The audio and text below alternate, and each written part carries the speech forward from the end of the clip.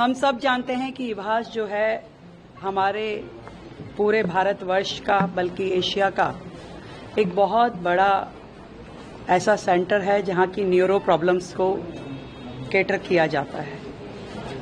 North Asia का एक बड़ा सेंटर जहां रोजाना की लगभग 2,500-3 हज़ार ओपीडी होती है। आप सबने भी देखा कि यहाँ इतने लोग होते हैं, पर अफसोस इस बात का है कि इतनी बड़ी एसेट जो है, इतनी बड़ी एसेट का कभी पिछली सरकारों ने केयर टेकिंग ही नहीं की। जब मुझे इस हॉस्पिटल से रिलेटेड शिकायतें मिली तो आज मेरा यहाँ पे आना हुआ और मैंने जब यहाँ की डिटेलिंग ली तो पहले भी मेरे संज्ञान में था कि एमआरआई मशीन यहाँ पे 2012 से नहीं है।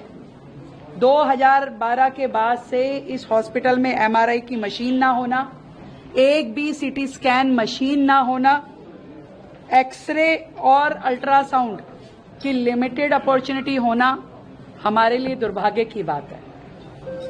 हम लगातार उन अधूरे हॉस्पिटल के प्रोजेक्ट में लगे हुए थे कि हमें उन पे काम करना है, पर आज जो ये इतनी बड़ी एसेट दिल्ली सरकार की है, जो ना केवल दिल्ली को बल्कि एनसीआर और बाकी देश के लोगों को भी इलाज देती है, मुझे लगता है कि इसको भी हमें रिवाइव करने की बहुत बड़ी आवश्यकता है। यहाँ पर जितने डॉक्टर्स हैं, जितना सिस्टम है, उसमें केवल मात्र 10 वेंटिलेटर के बेड हैं।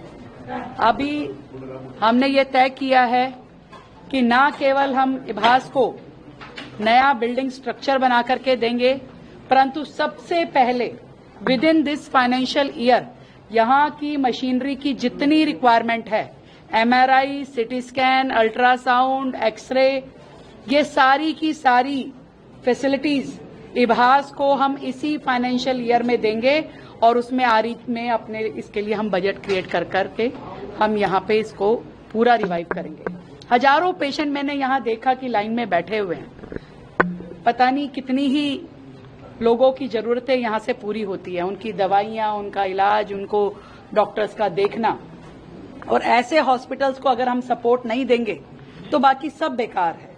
नए बनाने की दिशा में दौड़ रही थी पिछली सरकार, जिसमें कि करप्शन के चार्जेस सारी दुनिया को पता है कि उनके पास लगे, परंतु जो वर्तमान में इतनी बड़ी सहूलियत जनता को हम दे सकते थे, अपने पूरे कार्यकाल में 10 साल के कार्यकाल में उन्होंने एक मशीन इस बड़े इंस्टीट्यूशन के लिए खरीदी नहीं।